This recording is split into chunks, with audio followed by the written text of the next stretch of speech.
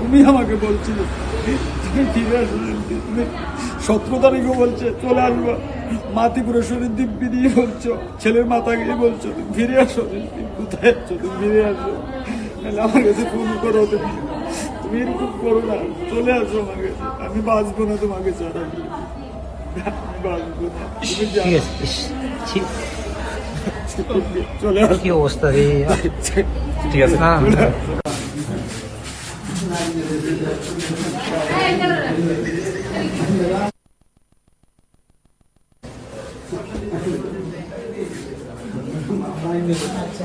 Madam তাই আমার সব শেষ মিল।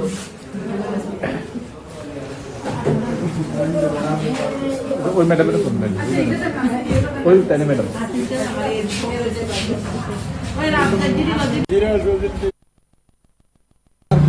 এই ভালোবাসার জন্য সব হারিয়ে দিলাম, ভালোবাসার জন্য ঘর করতে যে সব আমার এখন ভিখারির মতো হয়েছি, মানে ভালোবাসা মোরে বিক্রি করেছে এমন অবস্থা। একদম ভিখারি করেছে, ছিচিননির মতো আমার হায় এই অবস্থা হয়ে গেছে।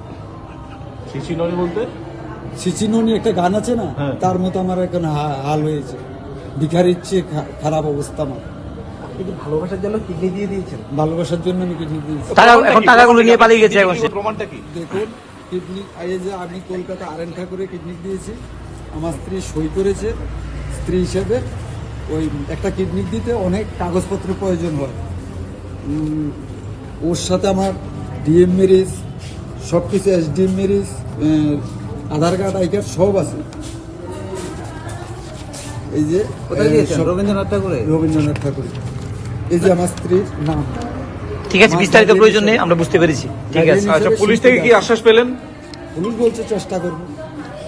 এখন কি আপনি আপনার যদি আপনার প্রেমিকাকে যদি আপনার স্ত্রীকে যদি না পান কি করবেন অবশেষে?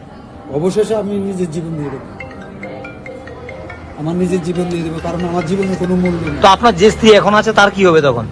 ওরও বলছে আমি মরে যাব, কি করবে আর, যার জন্য সব কিছু হারিয়েছ, টাকা পয়সা অর্থ সম্পদ, নিজের দেহ শেষ করেছে।